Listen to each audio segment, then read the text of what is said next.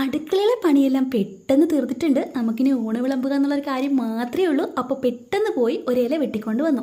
ഇന്ന് മഴയൊന്നും ഇല്ലാത്തതുകൊണ്ട് കുടയും ചൂടി പോകേണ്ട ആവശ്യമൊന്നും ഉണ്ടായിരുന്നില്ല കേട്ടോ. അപ്പോൾ പോയി ഒരു ഇല വെട്ടിക്കൊണ്ട് വന്ന് വാട്ടി നമ്മൾ വെച്ചു. ആദ്യം നമ്മൾ ചോറ് വിളമ്പിയിട്ടുണ്ട്. അതിൻ്റെ മുകളിലേക്ക് നമ്മുടെ ഓമയ്ക്ക തോരൻ വെച്ചിട്ടുണ്ട്. ഈ ഓമയ്ക്കക്കൊട്ടലിലൂടെ ചെറുപയറിട്ട് തോരൻ വെക്കുമ്പോൾ ഒരു പ്രത്യേക രുചിയാണ് കേട്ടോ.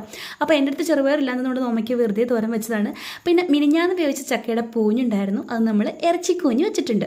അപ്പോൾ ഈ ഇറച്ചിക്കൂഞ്ഞ് പച്ച ഇറച്ചി മസാല ചേർത്ത് വെക്കാറുണ്ട്. നമ്മൾ ഇന്ന് തേങ്ങാക്കൊത്തൊക്കെ വൈകിട്ട് ഇറച്ചിപ്പൂഞ്ഞായിട്ട് വെച്ചതാണ്. പിന്നെ നമ്മുടെ പുളിയുള്ള നല്ല അടിപൊളി പുളിശ്ശേരി ഉണ്ടായിരുന്നു, അത് ഞാൻ നേരത്തെ പാത്രത്തിലാക്കി വെച്ചിട്ടുണ്ട്. പിന്നെ നമ്മുടെ കിളിമീൻ നമ്മൾ മുളകിട്ട് വറ്റിച്ചതുണ്ട് കേട്ടോ, അതും ഞാൻ പാത്രത്തിലാക്കി വെച്ചിട്ടുണ്ട്. അപ്പോൾ ഇവർ രണ്ടുപേരും ഒരു സൈഡിലോട്ട് മാറിയ ശേഷം നമ്മുടെ ചോറ് വിളമ്പിയ ഇലക്കൊട്ടിനെ ഒന്ന് മടക്കി പൊതിഞ്ഞെടുത്ത് വെച്ചു കേട്ടോ. കൊണ്ടുപോകണ്ടേ? അപ്പോൾ ഇവരെ എല്ലാവരെയും സെറ്റാക്കിയ ശേഷം നമുക്കിനി കാപ്പി കുടിച്ചാലോ.